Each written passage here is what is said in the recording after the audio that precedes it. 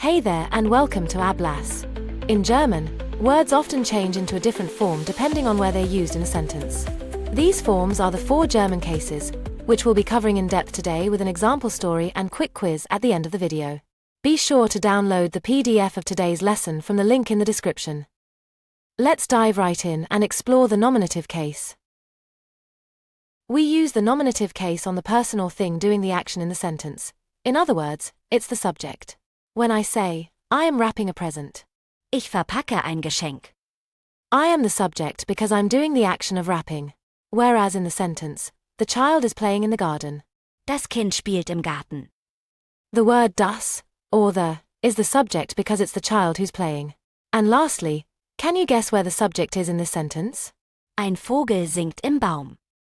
It's the bird, because it's doing the action of singing in the tree. Ein Vogel.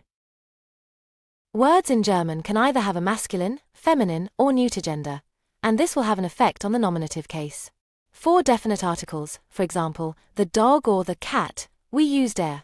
For masculine words, die. For feminine words, das. For neuter words, and die, for plurals. When we want to say this or that, we can use dieser, and follow a similar pattern.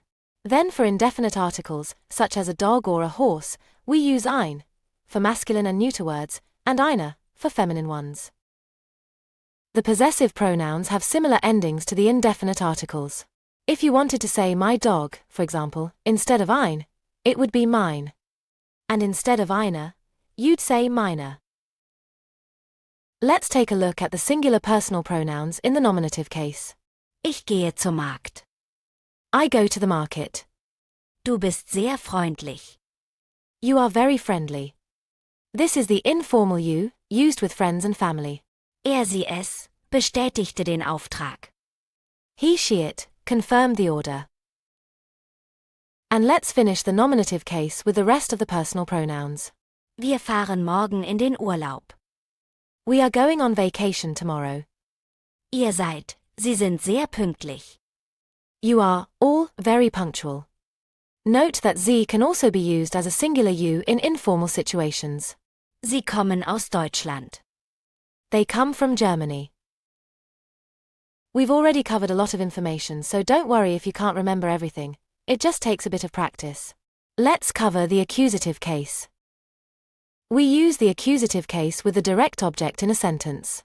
In the first example, he is holding a present. Hält ein Geschenk. The present is the direct object, because it's the thing in the sentence that's being held by the subject The next example has a possessive pronoun in it that we touched upon earlier. I'm looking for my key. Ich suche meinen Schlüssel.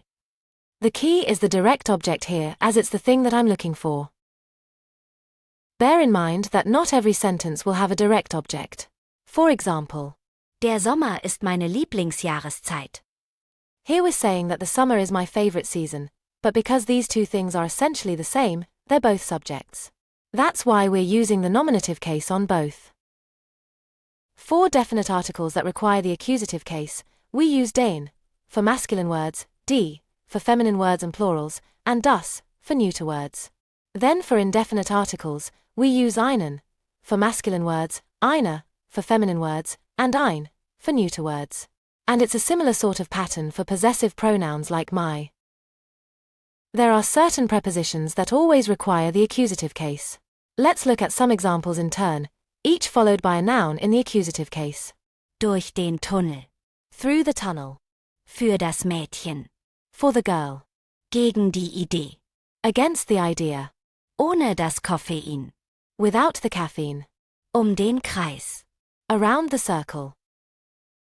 Let's look at the singular personal pronouns in the accusative case. Sie sieht mich im Park. She sees me in the park. Ich habe dich gestern vermisst. I missed you yesterday. Ich kenne ihn sie es gut. I know him her it well. And here's the plural personal pronouns. Der Lehrer hat uns geholfen. The teacher helped us. Ich habe euch sie beim Konzert gesehen. I saw you, all, at the concert. Wir trafen sie im Restaurant. We met them at the restaurant. We're halfway through the cases. Let's cover the dative case next. We use the dative case with the indirect object in a sentence. This is the person or thing that receives the action. Let's look at the sentence, she gave the man a present. Sie gab dem Mann ein Geschenk. The subject is sie, which is in the nominative case that we covered earlier. The direct object is the present. Ein Geschenk. Because it's the thing in the sentence that's being given. And so that means the indirect object is the man, who is the recipient of the present. Dem Mann. For definite articles that require the dative case, we use dem, for masculine and neuter words, der, for feminine words, and den, for plurals. Then for indefinite articles and possessive pronouns, we use similar endings. There's a slight spelling change for plurals that require the dative case. We usually add an n on the end. For example, Den Männer. becomes. Den Männern. Similarly, Den Freunde. becomes. Den Freunden. Similar to the accusative case, there are certain prepositions that always require the dative case. Aus dem Haus. Out of the house. Außer meiner Schwester. Except for my sister. Bei meinen Eltern. At my parents' place. Gegenüber der Kirche. Opposite the church. Mit einem Löffel. With a spoon. Nach dem Unterricht. After class. Seit dem Wochenende. Since the weekend. Von ihrer Mutter. From her mother. Zu deinem Haus. To your house. Let's see how the singular personal pronouns look in the dative case. Kannst du mir helfen? Can you help me? Ich gebe dir mein Wort. I give you my word. Wir helfen ihm ihr bei der Arbeit. We help him her it with the work. And now for the plural personal pronouns. Kannst du uns bitte das Buch geben? Can you please give us the book? Darf ich euch Ihnen die Speisekarte zeigen? Can I show you, all, the menu? Hat ihnen die Geschichte erzählt. He told them the story. Now it's time for the fourth and final case, the genitive case. In German, instead of using an apostrophe, we use the genitive case to indicate possession. For example, when something belongs to someone. Das Geschenk meines Bruders. My brother's present. Here there's an S on the end of Bruders, which gives us a clue it's the genitive case. The next example has a feminine noun which doesn't have an S on the end. Das Haus der Frau. The woman's house. Or literally, the house of the woman. In the last example, we simply add an S on the end of the name with no apostrophe. Bens Kleider. Ben's clothes. For definite articles that require the genitive case, we use des, for masculine and neuter words, and der, for feminine words and plurals. And we use similar endings for indefinite articles and possessive pronouns. There are quite a few prepositions that always take the genitive case. Here are some of the common ones. Anstatt des Buches. Instead of the book. Trotz des Regens. Despite the rain. Während der Feiertage. During the holidays. Wegen ihres Hundes. Because of her dog. Let's finish the genitive case with some singular personal pronouns. Die Farbe meiner Haare ist braun. The color of my hair is brown. Die Mutter deines Freundes ist Ärztin. Your friend's mother is a doctor. Der Garten ihres Hauses ist schön. The garden of her house is beautiful. And now for the plural personal pronouns. Die Eltern unserer Freunde kommen. Our friend's parents are coming. Das Auto ihrer Familie ist schön. Your family's car is nice. Die Fenster ihres Hauses sind neu. The windows of their house are new. Now we've learnt the differences between the four cases, let's put it all into practice with a short story. An einem sonnigen Frühlingsnachmittag war die kleine Stadt Heidelberg voller Leben. Die Touristen bewunderten die historische Brücke, während die Einheimischen ihre täglichen Besorgungen erledigten. Herr Schmidt, der Bäcker, öffnete früh am Morgen seinen Laden. Viele Kunden warteten vor seinem Geschäft, um das frische Brot zu kaufen. Gegenüber der Bäckerei bediente Frau Müller die Gäste mit Kaffee und Kuchen. Trotz des warmen Wetters bestellten viele Leute heißen Kakao mit Sahne. Während des Nachmittags besuchten 3 Studenten die Universität. Sie arbeiteten an einem Projekt für ihren Professor. Auf dem Marktplatz verkaufte ein Bauer sein Gemüse. Er kam jeden Donnerstag aus dem Nachbardorf.